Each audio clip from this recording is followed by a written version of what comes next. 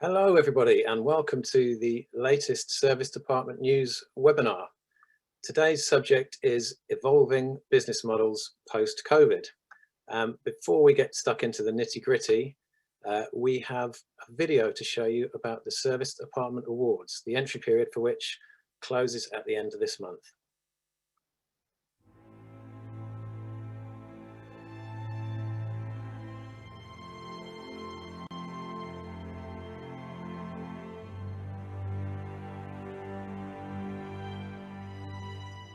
Awards are one long journey, turning and twisting through time. A journey of moments. Moments that make us leap out of our seats. Moments that make us cry with joy. And no journey has given us more in the book of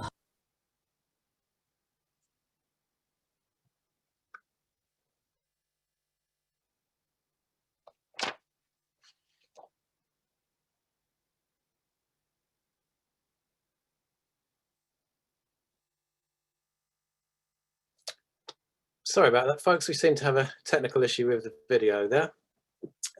Today's session is going to be a 45-minute panel discussion with our fantastic contributors, and then we'll have 10 to 15 minutes of Q&A towards the end. You can submit your questions using the chat and the Q&A functions. We'd like it to be as interactive as possible, so please do enter your questions whenever they come to you. Everybody who's registered for this session will receive a recording via email. So before we introduce our panelists, I just wanted to show a few news stories that we've run on Service Department News over the last few months, just to show the range of things that people in our industry are doing to adapt and to flex their business models to cope with the market that we find ourselves in after the very difficult last year that the industry has had. This has taken various forms. It's included being more flexible on length of stay. It's receiving funding. It's moving into different models. And if we go on to the next slide, we can see that House of Fisher have launched a flexible residential offer. Yays in the Netherlands, an apart hotel which would have had a typical length of stay of 3 or 4 nights, is now offering 6-month stays. We're seeing student accommodation being repurposed as apart hotels. There really is quite a lot going on. And we've got a fantastic panel here today to talk to us about what they're doing. My name is George Sell. I am the editor-in-chief here at International Hospitality Media. We're a publisher of online B2B news websites for the hospitality sector, and we are also a conference organizer. And joining me today are a fantastic panel, and I'm going to ask them all to introduce themselves one by one. We'll start at the top and work down. So Larry, welcome to you. If you'd like to introduce yourself, please. I think you may be on mute, Larry. Apologize. My name is Larry Korman. I'm president of AK Hotel Residences. We are now a 5th generation company starting and celebrating our 2nd century. And we have specialized in service residences for the last 2 decades and are adapting and evolving again post-COVID. Thanks, Larry. Max, over to you, please. I am Max Walker-Williams, and I am the owner and founder of Walker & Williams First Class Apart Hotels. We currently have 5 sites, some open, some in development, and we're looking to expand to 30 sites over the northwest of England. Thanks, Max. Trine. Hi, my name is Trine Oestergaard. I am the managing director of House of Fisher. We are one of the largest owners, operators of service departments and apart hotels in the UK. We cover 7 town locations in the Thames Valley. Been around for about 20 years. Our parent company is a local property developer who's been in business for over 125 years. And as George mentioned, we've recently created a new product, Hof Living, which is a new flexible renting way of living outside of service apartments. Thanks, Trina. And finally, Ben, over to you. Hi all, I'm Ben Russell. Recently joined City ID Group in December last year. Previously was the Chief Development Officer at Ennismore, where we built and grew the Hoxton brand. City ID is an incredible apart hotel group, very much in the emerging lifestyle world. Currently has 3 fantastic properties in Amsterdam, and I'm sure we'll talk about it more, but raised some substantial capital partnerships with APG and Aware Super. So we're super excited to take the brand forwards and grow it rapidly in these market conditions. Thanks, Ben.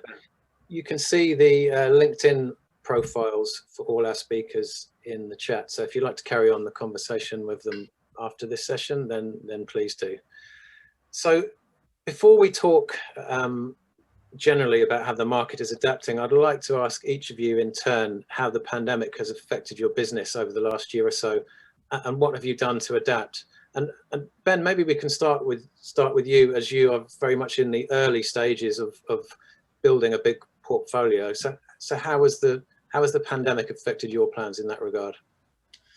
So having only joined at midpoint through, I'd say, the pandemic, but it's I think, like all hospitality industry, I think everyone recognises that it's been a brutal time. I think any of us can have enjoyed what's happened, and especially for City ID, you know, we had two existing hotels, and then we opened our flagship in October of 2019, just before the pandemic hit. So I didn't really have the chance for the incredible apart hotel to really shine.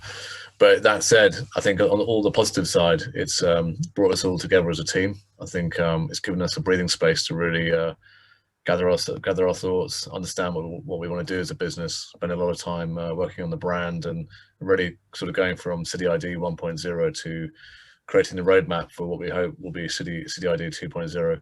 But not only that, it was we were fortunate enough to secured substantial shareholder partners with APG and Aware Super, who were really excited by the sector and encouraged by what they felt was a good roadmap to growth.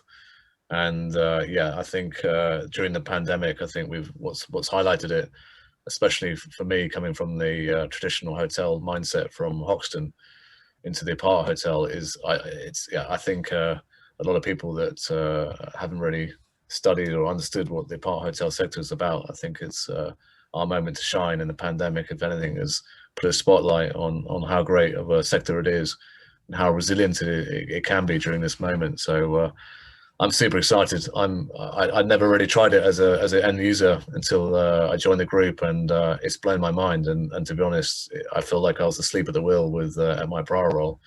I think it's only just the start. And I think in terms of the kind of lifestyle, where you're integrating food and beverage services, great fitness, wellness, and of course hotel/apartments that will suit a different profile of guests. I think it's the fun has only just begun. So we're super excited for the recovery once we're allowed up outside of our bedrooms. Thanks, Ben. Trina, House of Fisher has a mix of what you might call more traditional service departments, and you're entering the apart hotel space. How's the pandemic affected your business, and has it affected certain properties more than others? I think it has been a difficult time. As mentioned before, we've obviously been under government restrictions. We've been into the different tiers, the lockdowns, where you know, in theory we would have to close down, but we actually operated. We were open for key workers, essential workers. We had residents in that were living with us, so we actually kept all of our properties open.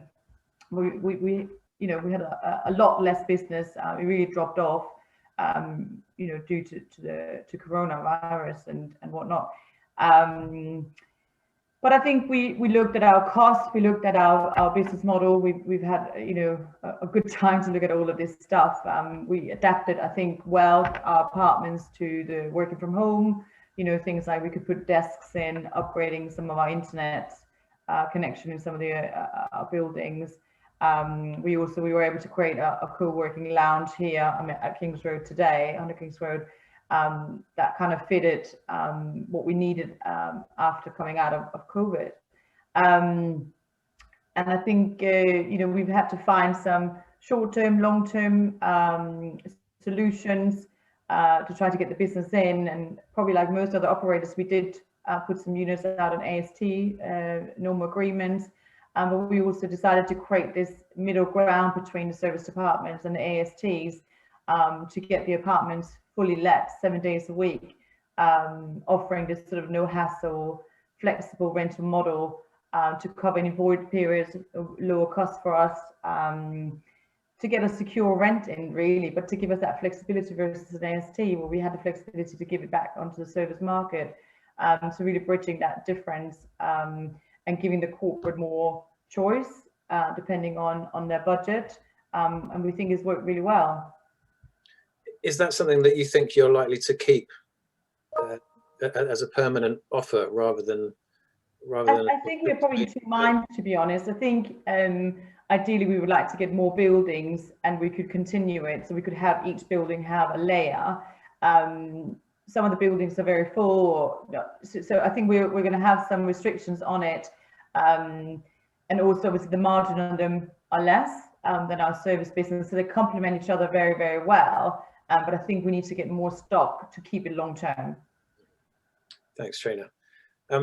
Larry, you've got some exciting things going on across the pond, and indeed, hopefully this side of the pond too. Can you tell us how you've pivoted due to the pandemic? I think like any major challenge, it tests the mettle of a company, and as a team, that is the approach of many hands, many hearts. We got together early on because we were impacted. We were so beholden to corporate travel, to international travel. And we said, how do we create AKA 2.0 for 2020? And we got together as a team and we really made a lot of changes. And one of the key changes is we always champion cleanliness. So we really didn't want to talk too much about what we were doing to prevent COVID. We really subliminally embraced the romance of travel and recognized that people are going to travel when they feel comfortable and confident, regardless of what the government says or we say. So we really took a different approach from everyone else who was going one way and talked about the romance. And what we found was early on in the process that service residences and this whole idea of today's traveler resonating anew, wanting these self-sufficient sanctuaries where they could cook or dine in their own kitchen, work or relax in their own living room. So what we did is we worked with our partners, and all the chefs at our restaurants started doing on the laptop, teaching people how to cook in their kitchens. All our partners from Technogym and some of the private workout people, on our Samsung TVs, we were showing them how to work out in their living room. And we discovered a new group of people that domestically could stay with us, whether it was the czar who was working for Trump to come up with the vaccine, staying for the year at AK White House, or students where parents didn't feel comfortable having their kids at there, hospital workers, people getting divorced, still were traveling. So we really embraced a new segment for AKA 2.0. And in terms of what we went through is we filed for the PPP early on, but we were doing so well by the summer when we received the PPP that every one of our partners sent it back. And we really tried to embrace this idea that this new segment of the service residence arena, which has really catapulted to the top now of hospitality, that there was a new way in which to take this this digital nomad, as Chip Conley says, that people proved with Zoom and telemed that you don't necessarily have to live in a home next to your office. You could spend 3 months in New York, 3 months in London, 3 months in LA, and still be productive and have these life experiences. So we wanted to take advantage and create AKA almost as the Tesla of hospitality. We raised money globally to take advantage of what the market was giving us, which were traditional hotels, to buy these iconic properties that may have dissipated over time, reimagine them, repurpose them to create these vertical villages.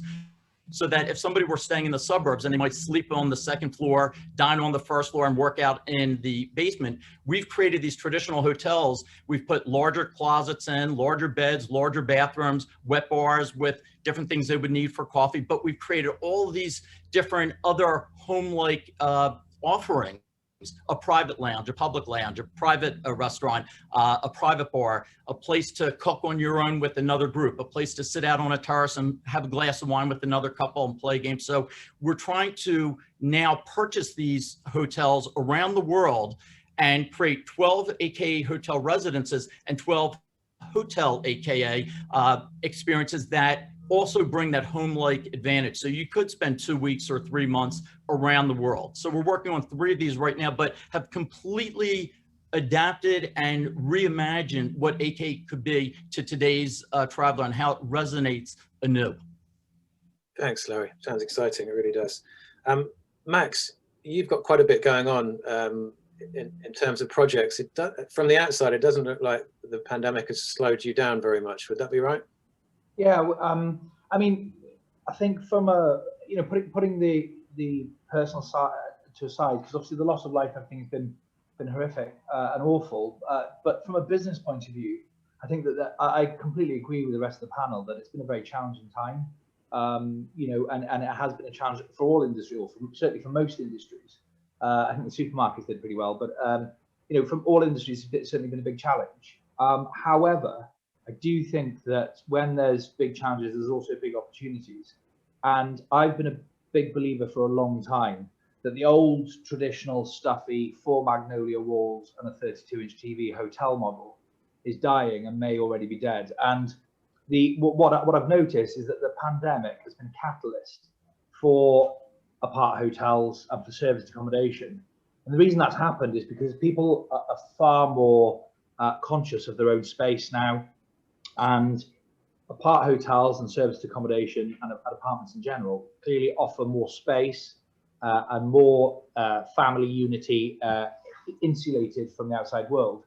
So, I believe that organically the industry is going towards the apart hotel model and serviced accommodation, a more flexible living.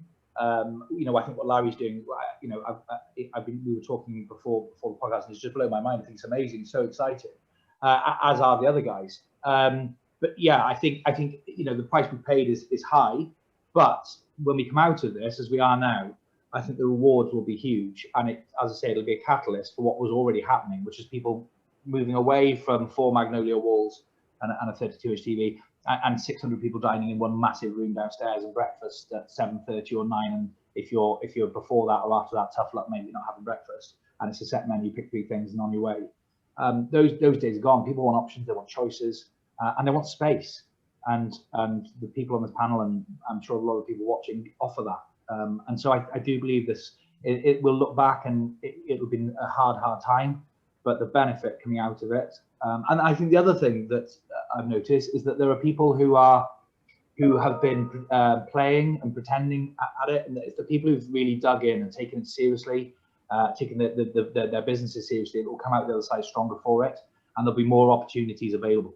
And like back in 08, people who were giving bad service or had an unsustainable business model, they fell by the wayside, and the people left standing were the people who'd invested in training, invested in their people, their product was strong, and they rode it through. And this is kind of a little bit of a cleansing, for want of a better word, and the people who are left are the people who give the service for the right price, the right product, so I think it will come out the other side of this in a stronger position than when we went in, if anything. Yeah, thanks, Max. I think one of the things that the industry as a whole has done well, partly by virtue of the nature of the product, is appeal to a broader audience, particularly a new leisure audience who like the self-contained nature of the accommodation. But for a lot of operators, it's traditionally been business travel that's provided the main revenue stream. What do the panelists think the future of business travel looks like? To what degree will it come back, and will it form as big a part of your revenue as it did before? Trina, would you like to kick us off with that one? Yeah, I mean, we are seeing an increase in inquiries right now. We can definitely see that businesses are opening up again. We can see that people are even sending people abroad, even if they have to quarantine. They're quite okay with that at the minute. But but I think it's going to be at a less level, obviously, until we get out of this a little bit better. But I think we're definitely seeing some positive movements, which is really optimistic. We think, people are eager to go back to normality. Yes, of course, Zoom and what we're doing now has taken, people have adapted to it very well and are probably able to do less travel and more online. And probably what we could see is less short stay business, and people, put their trips into one for cost purposes and whatnot. But with the vaccine program and lots of other things, I think we have to stay positive. But for us, I think we definitely will have a combination for a while of the corporate business and our flexible rental model. And maybe, leisure stays, of course. I think, for the UK, the staycation market is going to be massive in the next couple of months. I think the service apartments have a real niche here now against a lot of other accommodation providers. Do you think that serviced apartments will take a bigger slice of what business travel there is because of the nature of the product from traditional hotels? I think so. I think one thing is, we've obviously, all of us stayed open. Most of us have been staying open throughout the pandemic. We've been very good at adapting and to bring in cleanliness and accreditation and making it safe for the corporate travelers. I think, there's the self-contained units, the kitchens and that, I think is a great product for business travelers. I think the hotels, as Max was saying, going down for breakfast and those kinds of things, I don't see it in the future. I think the service apartments are going to be really strong coming out of this. And also with the whole, we see a mix of working from home in offices on sites. I think the service apartments just provide that extra space for the corporate traveler instead of sitting on your bed having your dinner or takeaway. And also what both Larry and Max said, with the wellness programs and the way people are living now, they want to live, they live in communities, they want to have these additional services and be a little bit more at home. And you're not going to get that in the hotels. Yeah, thanks, Trina. Larry, how was your business clientele held up, and has the proportion of your business that business travelers make up fluctuated, and how do you see it changing in the future? I think there's going to be a major revolution. So I'm not going back to the new normal or a business as normal. I think there's been three things over the last 100 years that have changed people's lives. Obviously, the internet with technology, cryptocurrency, DeFi for the financial. I think this pandemic has changed forever hospitality and the way in which people live. I think so many people that I know don't have to be at an office every day. Stockbrokers, other people, they can work remote. And I think a lot of people head to the Hamptons, head to the shore, head to Florida. And so they can sort of get away with it. I think all of us on the panel need to work three-dimensionally and be on site. But I look at myself, I've gone for the last 10 years, every month for 2 or 3 days to LA for our properties there. I'm not going to go every single month. I'm going to go once a quarter, but I'm going to stay maybe 2 weeks. So I really need a residence rather than a room when I'm there for that longer stay. So I think people are going to travel less because it's a pain in the butt to go through the lines and security and all that stuff, but they're going to stay longer and want the comfort and the cleanliness and assuredness of a residence, of a service residence, of a hotel residence. So we really feel that this digital nomad, this person who could really work anywhere, maybe show up 2 or 3 days a month or a quarter to the office, will want to spend these 3 months with us at AK Beverly Hills, 3 months at AK Marylebone, 3 months at AK Central Park, and have these life experiences, because I think they saw, because of the horrendous aspect of COVID, that life is short, it's precious, and there's a whole world out there. So this idea that I can work remotely and be efficient and effective and have these life experiences and not have this big home that I have to take care of and spend all that. So I think there's a whole transformation that's taking place, and we want to be ahead of the curve with AKA. Thanks, Larry. Ben, your predictions for rolling out the City ID portfolio, have you had to remodel that with regards to what proportion of guests you expect to be business travelers? And look, I think every point that all the panelists are saying, I think we all agree on. I think it's the evolution of hotels has been continuous, but this is accelerating it. I mean, I think we've gone from the full Magnolia Wars, as Max describes, to what was the experience led, which was where I came from in terms of Hoxton with all the programming. But I totally agree with Larry, Max, and Trine. You know, business travel has fundamentally shifted. We are no longer going to be you know, taking the flight for a day trip to Amsterdam and then coming back to, you know, for that single meeting. It's going to be longer and more meaningful. I think, you know, what we've focused on, I think there's 2 points to the question. One is the asset itself, and like what Larry's trying to achieve with AK, for us, it's not just a room with a kitchen. It's much more than that. It's a lifestyle. So we believe that with people, whether it's leisure or business, and staying longer, they're going to have those moments where they can generally use the gym. They can generally sit in the public lobby and have those social meetings that they perhaps wouldn't have had, but yet have the privacy and space and be able to be self-sufficient in their own apartment.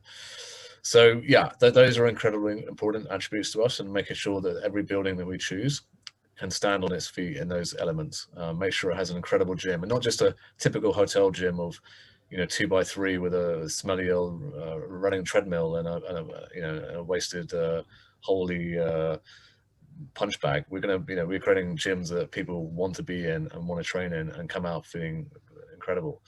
Same with the restaurants, but equally locations. And I think, again, this is for me super exciting, is that if you're staying for longer, I don't think you just want to be necessarily in the business core. You want to be in a location that you can integrate with some of the more locals, get to know a neighborhood, rather than just, you know, walking out of your hotel room, turning right, and then 2 meters up the road is your office desk or where your meeting is. It's no, you want to explore and see areas of London, New York, Miami, whatever, that perhaps you wouldn't have otherwise seen on a 2-day trip. So for us, yeah, the building's got to be right, but also the location has to be a good mix of being a little bit fringe, you know, be locations with great local amenities, and of course easy access into city centres. But look, I've seen it firsthand. I've been fortunate enough to have to do a bit of travelling during the pandemic, and my most recent experience was with Madrid, and I went from Barcelona to Madrid. In Barcelona, they still have the lockdown and the curfews.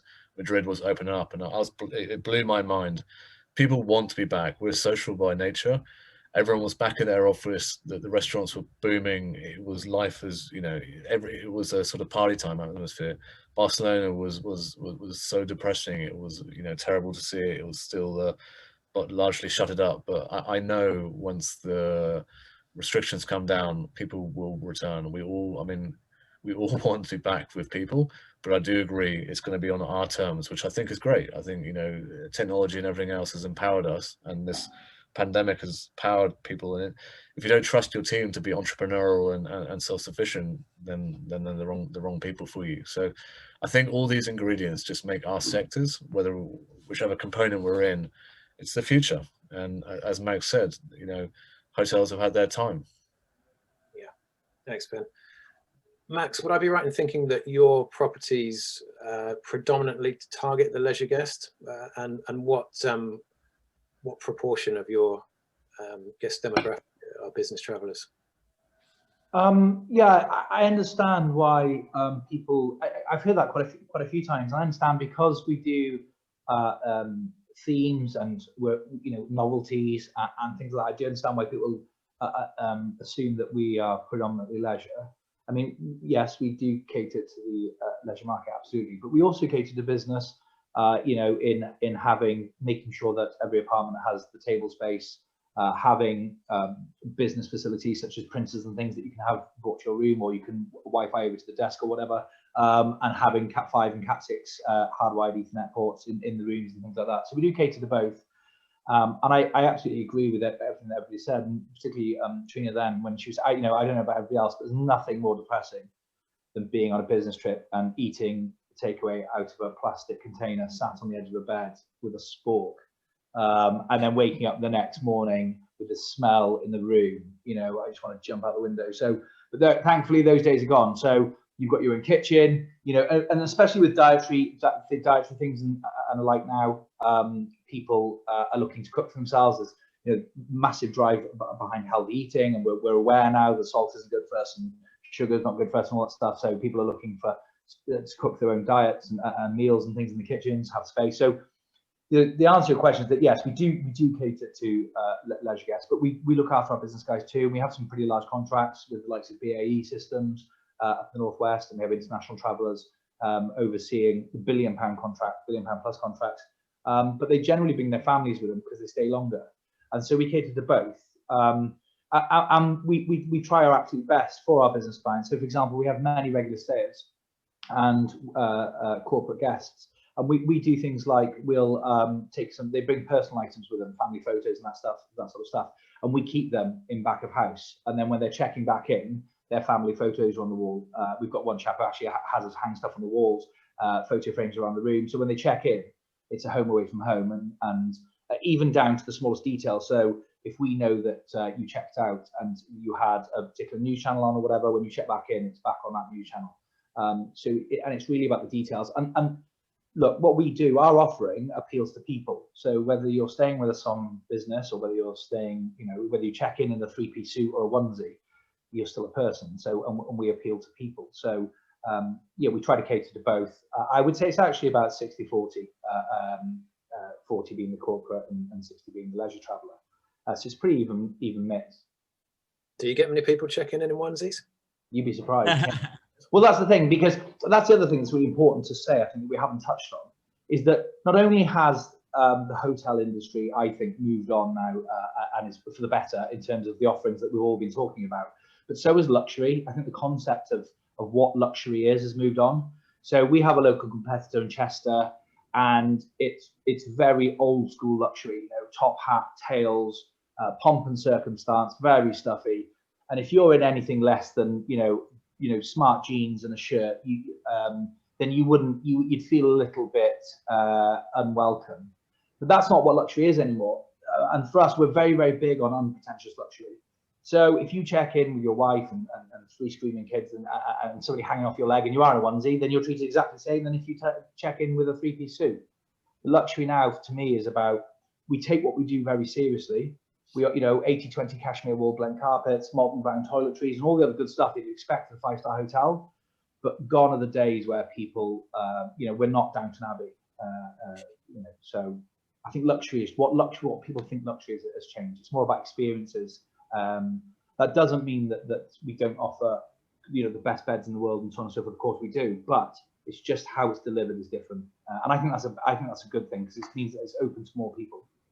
Yeah, yeah. Thanks, Max. One of the things that has been apparent as a trend across the industry over the last year is that people are more flexible about the length of stays that they offer, and we've seen companies going in both directions. So we've seen apart hotels that would typically have a guest for 2, 3, 4 nights, offering 6-month stays. Larry, we've seen one of your properties offering shorter minimum length of stays than before. Are we on a journey to the point where all serviced accommodation will be offering anything from 1 night to 1 year, like a hotel? Larry, do you want to kick off on that one?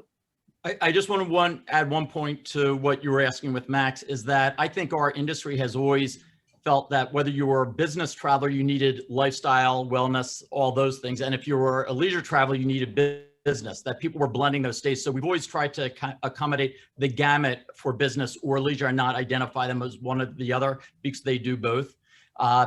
And we even had somebody like a Kevin Hart stay with us while he was filming in Philadelphia, where he would do a nightly podcast in his white AK frette robe. Again, that same idea of luxury being comfortable and at home for our group. In West Hollywood, we went from monthly to weekly, but when we first got to West Hollywood, they said you could only have 1-year stays. So we sort of fought that, saying, well, nowhere in the world is somebody defining an apartment as 1 year or longer, that only hotels can service an 11-month stay. So we thought that was ridiculous. And part of our compromise and settlement was that we would do some that were 12 months, some that were monthly, and some that would be weekly. We personally, for AK hotel residences, are more weekly. For AK service residents, more monthly. For Hotel AK will be more daily, but we really want to try and push the weekly. Our sweet spot is really that 2-week to 3-month stay. We don't want to be in the daily business. We don't think our slow wow resonates to the same way for somebody checking in, checking out. It's not who we are. I don't want to dilute the impact of our brand messaging. So we really want to stay within that weekly and monthly segment. We have some offerings that allow daily, we have some that allow annual, but we're really trying to stay within a realm of a temporal stay. Mm-hmm. So that obviously varies from one building to the next. Does that tally with your experience, Trina? Well, I mean, it's slightly different here. We can obviously sell one night. So we sell any, so in our serviced apartments, we sell anything from one night upwards. For Hof Living, which is our flexible rental model, we will sell 30 nights plus. But I do think, I mean, we talked a little bit about it, you know, but with COVID, we're putting a lot of effort into cleaning, COVID standards. There's a lot of extra cost here.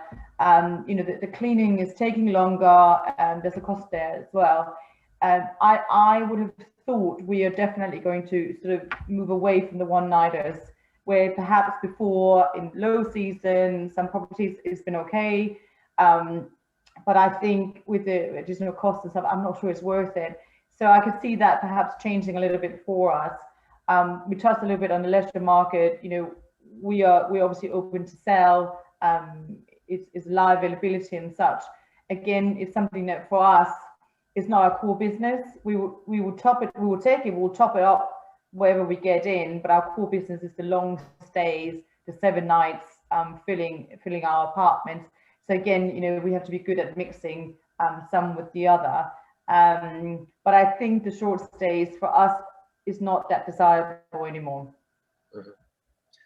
And what about you, Max? Do you have a sweet spot in terms of length of stay, and are the 1 and 2 nights? It's an interesting point, George, because I think this is where there's a little bit of confusion, and we're all very sure about our offerings in terms of where we sit in the star rating and our standards and that sort of thing, and who we appeal to.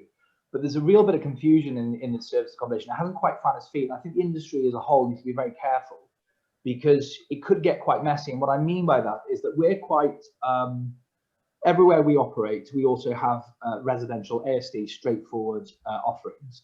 Mm-hmm. And for us, it's very black and white. Now, we are an apartment hotel. We're an apart hotel. So we are a hotel, a boutique hotel in every sense. It's just that instead of rooms, we have apartments. What I mean by that is because, and the reason I think people have to be careful, and you know, the panel might disagree, but what we're not looking for, we are not looking for guests checking in for a one-night stay, a couple away celebrating an anniversary, a chap checking in on business, and then there's children riding bikes down the corridor because they've been living there for 11 months and all their stuff, you know, their apartment is their home, not a home away from home, it's their home. Now, that it might work, and I know there's companies like ours that are looking at things like that or like it, co-living and things where you can stay a night or for the rest of your life. Now, technically, you could stay with us and book for a year. You know, I think the longest stay we've ever had is about 7 months, but it is on a nightly basis. And we are a hotel experience. We're a very special hotel experience. We are a hotel experience. When you come to us, we're a hotel. We will look after you for one night or for months. But what we're not looking for people moving everything they own into one of our apartments and then living there indefinitely with kids running around the corridors and all that sort of thing. Because we are an apart hotel. And maybe it's just me, maybe I'm not clever enough, and I have to admit that I can't work out how you can create something that appeals to everybody, because there will be couples coming for one night who are looking for a romantic night away or celebrating an anniversary or whatever it may be. Then you've got a chap who's staying for a week and he's here on business and he needs to be up early and bed early and up early. And then you've got a family of 12 who live on site. So I just think it's something that has to be thought about when designing a property, especially if you're doing a conversion like we do or a purpose-built thing. I think maybe through clever design they could be sectioned out floor by floor or section by section, but I think we have to be very careful as an industry because it can get very messy very quickly. And I think people just need to be as clear about their luxury offering, where they stand in terms of the luxury branding and all that stuff, which everyone I've spoken to seems to be very, very clear about. But you ask a lot of people in the industry, you know, how do you feel about one night stay, 6 months stay? Well, you could move in with us, I suppose, and yeah, but you can stay for one night. So I think people just have to be very careful about what their offering is in terms of minimum night stays. I know we are. If you want to live with us indefinitely, then by all means, live in the luxury house share. If you look and stay with us for a shorter period of time in a hotel model, then you're welcome to do that. But they're two completely different businesses. Yeah. Okay. Thanks, Max. Let's talk a little bit about marketing and distribution. So if we're trying to reach new audiences, how do we find them and how do we sell to them? So Trine, presumably a lot of your business before the pandemic was directly with corporates and through TMCs and the like. How are you sourcing business for stay half, people who might want to stay with you for 6-7 months or so on? Is it a different distribution channel? Do you use Rightmove, for example, or something like that? How's it working? Yeah, to be honest, we've not gone down the Rightmove route. We've been interacting with a lot of estate agents, and we work very closely with estate agents. But we are actually, because we think the pandemic is obviously going to take, we're going to take some time before we get over it. We're seeing some positive trends and such, but we don't believe the service business is going to come back to the level of, say, 2019. We don't believe that's going to come back, maybe sometime in 2022. So there is a void period where we are happy to sell both products to our corporates, and we're seeing it being very successful in terms of people coming over on a service stay and then having to look for an AST, and actually they find, what, we can stay with you, and especially being foreign, they can't set up bank accounts and all this sort of stuff. So actually it works really well, which is exactly what we set it up for. And we are happy to work within those, with working with those corporates in that time, especially because we don't believe the service business will come back. So we've not gone out to Rightmove and such. We are working very closely with the estate agents. We have obviously our blogs and social media and marketing and SEO campaigns are going on as per usual, and we have adapted it to include some more rental search registers and things like that. But actually the market is very similar. It is still some of the corporates, but it is also the ones that are looking for short-term, flexible terms. So whether it's for a project, but also if you're moving home or such. But so yeah, that's what we've done from our side. Thanks, Trine. And Larry, how have you marketed your properties to new demographics over the last year? So just as we are selling self-sufficient sanctuaries, we too want to be self-sufficient with our marketing. We don't want to have to pay exorbitant fees to third-party brokers. So we've always relied on corporate calling to establish personal relationships with companies that were bringing people in. We created a quasi-global reservation system with our website using internet and SEO. But what we're doing now, and I can show you the first iteration of it, is we are creating collaborations with people that we work with. So Nobu and Spago and Jean-Georges and Technogym. And we're creating these collaborations, strategic collaborations to create synergies. So you think about how many people come into a Nobu or a Spago and using their website. So we communicate to our people about them, they communicate about that. So it's all these collaborations, and this club concept is going to give people the opportunity when they stay with us to have that lifestyle element, that if they want to go to BAFTA and have a VIP experience, or the Oscars, or they want to go to the best restaurants in any city and have VIP status. So this whole idea of introducing, probably by the summer when I see you, we've been working on it for about 5 years, and we're going to launch it. We've expedited it throughout the pandemic. This whole club concept that you can stay with us, you can enjoy the amenities and services we have across the globe. You can enjoy the partnerships we have if you want to buy your bedding at a discount or buy a piece of equipment from Technogym. And then the synergy is we get their information, they get our information, and we can more closely communicate, sort of the way fashion does with social media. We certainly employ social media, but this is more of a direct connect with people who are like-minded and looking for this, this global citizen, this high lifestyle way to communicate to one another and help each other get to that next level. So will this be a subscription model, Larry, the club? So we have a big meeting tomorrow in New York, but we're working out how somebody pays into this, can use the different properties and still assuage the need for accounting to each individual partnership. So that little part's getting worked out, but we're very close to launching this. And I really want to do it at your, the one thing I'm going to say to anybody out there in the service residence industry, they have to be a part of what George and Pierce are doing, because this is the ultimate form of collaboration, us all getting to talk together. I've talked to George and Pierce and others about this over time, the wellness, the business, how you connect, all those elements. So I'm going to get your input before I launch this, but I'm hoping to do it at either your June 24th or July 6th events. So stay tuned. Thanks, Larry. I absolutely agree with that, Larry. I subscribe to Boutique Hotel magazine, and it's where I learn what I should be doing next. So I read that, and then we make a business plan.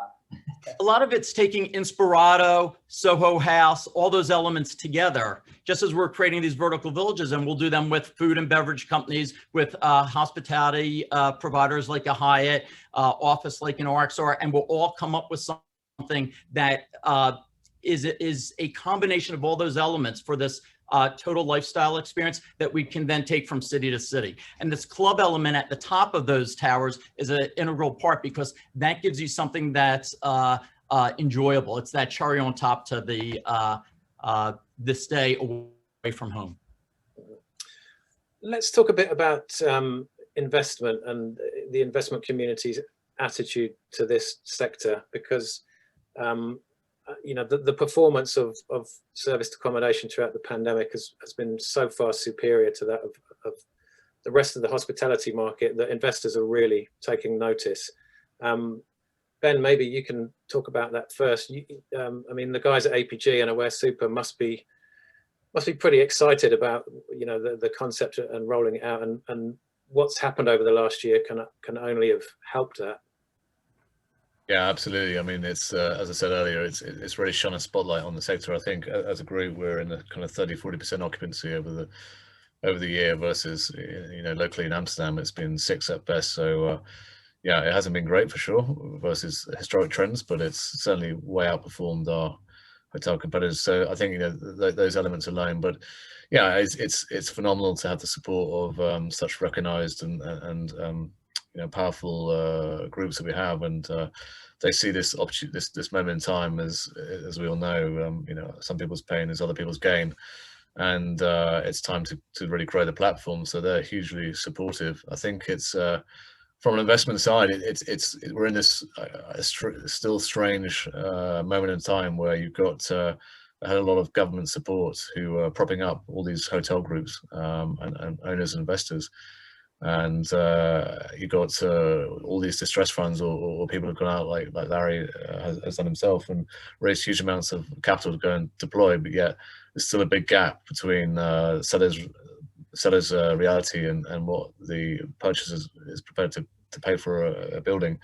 It's definitely different from market to market. I think from what I've seen in London, we're still very much a pre-COVID pricing, which is just bizarre. If you listen to what everyone is saying, I think we can all recognise that whilst business travel will be there, you know, it won't be as much, but it'll be for longer. But yeah, we're still going to have a couple of years of challenging times. So I do think there's going to be a moment of opportunity. I don't think it's quite yet. I think in the next 6 months. So again, for us, it's really getting our group, our team, and making sure that we can take advantage and react, and thankfully have the financial backing of APG and Aware Super to go out and deploy the capital. I think outside of, you know, although we have the equity, the debt markets are definitely challenging. And again, I think it's a huge advantage that we have with the relationships of APG and Aware Super that we're able to facilitate our purchases, and we're in advanced exclusivity on a deal as we speak in London, which we hope to announce. We'll give it to yourself, of course. But again, you know, I think without the recognition of who's behind us, it would have been very challenging to raise debt financing in today's market. So I think, yeah, there's definitely a wall of appetite. I do think opportunities are going to occur, but yeah, I think you've got to be careful with how you're forecasting and doing your underwriting and ensure that you've got everything lined up to rock and roll. I think there's so much money out there competing for sites at the moment that, you know, that it's driving prices up, and the prices are reflecting that rather than the performance of the asset right now. Yeah, I mean, yeah, a lot of capital at the moment is still expensive. So I think you know, a lot of people are looking for sort of high teen returns, which frankly, you know, in this day and age, that's challenging. So quite how people are deploying it in those kind of IRR hurdles, it still surprises me. But yeah, I think it's going to be seen if they achieve those in tomorrow's performance. But again, for us, we have shareholders that are thankfully not looking to time the market or chase the market. We're looking at it as a long-term bet. So whether we buy a little bit toppy today, tomorrow might be a little bit better. So blended across the group, it's going to be realistic. And I think that's, again, the blessing we have with our shareholders is that they're realistic in their approach, unlike some of these distressed funds who are looking for exactly that, distress. I think the US early on had a lot more opportunity than perhaps we did in Europe. But yeah, it's going to be interesting to see how it plays out. Thanks, Ben. Larry, with your new fund looking for assets, are you finding that prices are reflecting what Ben said? There's not a huge amount of discount to be out there at the moment, because the first thing I want to say is that there is a lot of capital on the sidelines, and it's a moment in time that window may close and not be here for another point of time. So we're taking advantage of what's available. But I think anybody lending money right now on the debt side or the equity side they don't really care if you were successful or not successful in the past. They want to know, are you going to resonate and be successful going forward? So just as I mentioned Tesla earlier, they don't care about their past performance. They care, are they in a position to move forward? So I think people have recognized that we have something in service residence, in hotel residences, that is viable and is getting more popular. And just as Airbnb introduced the younger audience to the advantages of a residence versus a room, I think this opportunity of these digital nomads or global travel is opening up the doors to where people are envisioning more travel in our sector rather than the traditional hotel stay. So we have to have a format in place that optimizes the revenues and the expenses. So I think that weekly stay reduces some of the expenses, more like an apartment. The weekly stay on the revenue side gives you more of the revenues like a hotel. So you're optimizing the NOI to justify those high teen to low 20% returns that both the banks and the equity partners are looking for.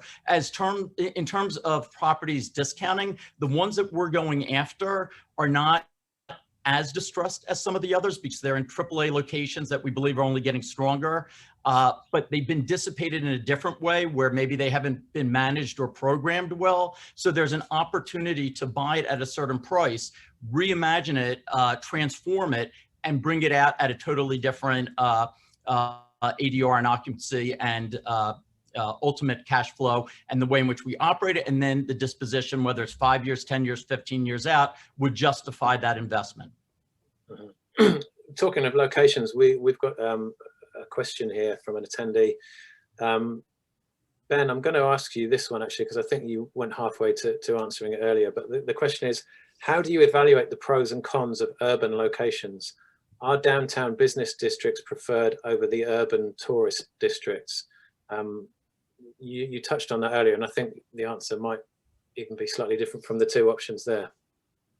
Look, I think the sweet spot for us is the middle ground between the two. So we want to appeal to an area that can both get the leisure and the business. But again, I think as Larry said, you know, I've done this world for almost 15 years now, and people feel like it's like walking into a sandwich shop. You go in there and you got a whole array of beautiful looking sandwiches, and you can just have the pick of the one you want. I think it's look, we're here as operators and brand owners to know how we can exploit and maximize an asset. So as Larry mentioned, you know, when we pick and choose, we've always got to compromise. You know, it might not be the location you exactly wanted, but the bones might be fantastic. It might have that space that was underutilized or poorly managed or poorly visioned that you can turn into a great cash generator. So listen, I think, yeah, for us, the ideal world is to be split in the middle ground, but we can, we've got confidence through our brand and sort of entrepreneurial vision and partnerships in the product that we can make both locations work very well. I wish I had always that choice at hand, but. Max, what do you look for when deciding on a new location? So I think a bit like the guys were saying earlier, the panelists were saying earlier, that there's no big difference between the corporate and the leisure traveller anymore, and that they're both like nice restaurants, they both like easy commutes and so on and so forth. So for us, we always look for the most central location in the city that we're looking at, but to be set back on a quieter street. So the Hotel Chester is on Newgate Street, which is, I don't know if anyone's familiar with Chester, but right inside the city walls of Chester.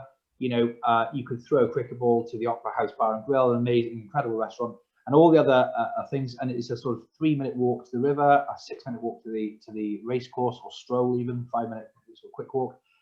But it's on Newgate Street. Now, Newgate Street's not the prettiest street in the world, but it's very quiet. It's a dead end. So we're on a really, really quiet street, because at the end of the day, when all's said and done, with all the fancy service and all the bells and whistles, people stay with us to sleep. I mean, that's what it all comes down to.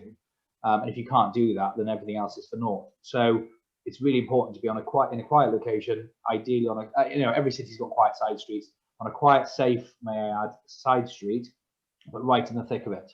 Where you are, I mean, I guess it's different in the bigger cities, particularly in America, but in the UK, generally speaking, there are no strict leisure districts and business districts, even in London. So it's always good to be in the best location you can possibly afford, but be on a quieter side street, just set back a little bit. You don't want to ideally be on a busy main road or whatever. Just touching back just very quickly on the banking side, I'm really grateful to all of the big players who are way above my pay grade, such as the other panelists, and the reason for that is because they borrow millions and billions even of sterling and dollars, and what that does for the smaller guys like me is that it makes the industry more aware. So things always generally start with big lenders and big institutions, and once they give it the seal of approval, and they're lending millions and billions, the smaller banks lend to the smaller borrowers. How you raise that finance, how I've raised that finance, I don't have, my shareholders is my son Max, my daughter Olivia, who's 7, and my daughter Maria, who's 2. So they're pretty easy to win over as shareholders. They're pretty easy as they go, as long as they're not hungry. If they're hungry, it's a nightmare. So my shareholders are pretty good to me. My wife's my boss. So when I go to the bank, they've heard of Apart Hotel because of what these big guys are doing. Because they've read in the big news, and the smaller banks want to be like the big banks, and the smaller borrowers want to be like the big boys. So we're all looking up. And if these guys are leading the way and borrowing millions of billions and securing this in finance, it's great because they're doing all the heavy lifting. For guys like me who go to the bank and want a couple of million, not a couple of billion, unfortunately for me. So and they're willing to do that because they've seen bigger loans, and it's become an industry in its own right. It's thanks to the people that I'm fortunate enough to be on the panel with. On a very micro point of view, just in the UK, I don't know how it works in America, but when you're applying for planning permission, one thing that I found really interesting with service accommodation is it doesn't have its own planning class. So what we found, and it's literally, it can come down to which planner you get in which council as to what planning class you should get. So, for example, we have 2 properties in Preston, and they're C3, pure residential. C3 residential, the self-contained apartments. Manchester insist on C1 hotel, and there's a big argument to be had there. Liverpool are generally sui generis, depending on the £2, depending on which one you get. You either get sui generis or C3, and how you lend off that is very different, because clearly C1, they say, okay, well, it's a hotel, we want to see some accounts. Well, if you haven't opened yet, you can't show those accounts, and if you're smaller like me and you don't have 10 years or 3rd generation track record, I'm pretty sure Mr. Hilton doesn't have to show a business plan anymore, but you do. So if it's and the valuation is a multiple of income on C1, whereas with C3, it's just a bricks and mortar valuation. So there's a lot of things you have to be very mindful of and very careful of when you're operating at my level, and so just worth bearing in mind. Thanks, Max. Unfortunately, we have run out of time. It's been a fascinating discussion, and there's loads more we could say. Just want to show a couple of quick slides, and I think we're going to have another go at showing the video because it's really worth seeing. So I'll come back to you guys and say a big thank you shortly, but let's have a look at this awards video first.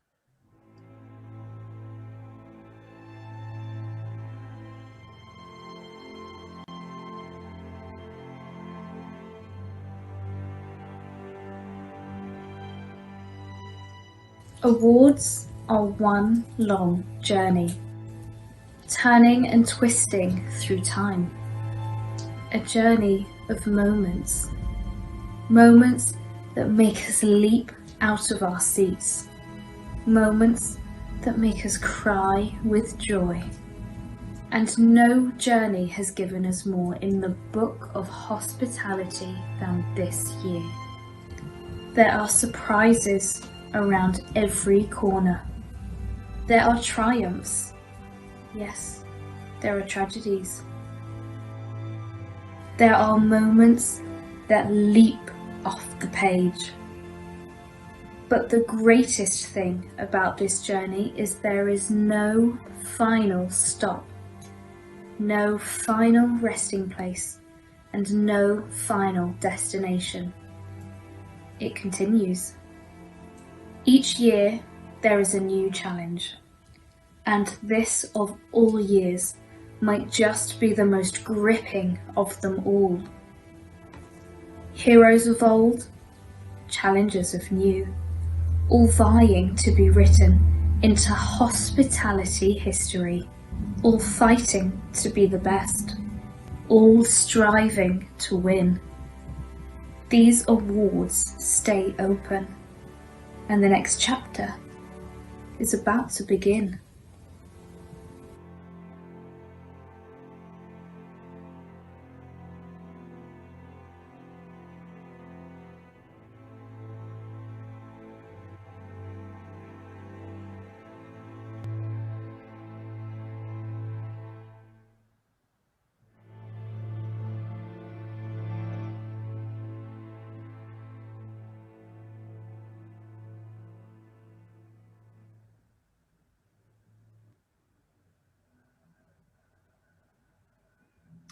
So last year's Service Department Award ceremony happened just before the first lockdown, and it was really the last time that the industry got together collectively.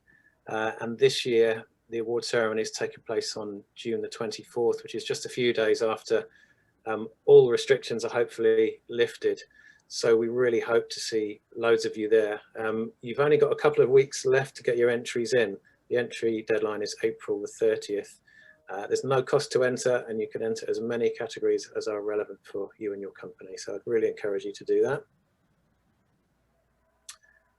Just one other quick thing to make you aware of. We are launching a new webinar stream called Rising Up, which is addressing the Asia Pacific market. It's happening over 4 days in May, and we're doing that in conjunction with Alta Vita.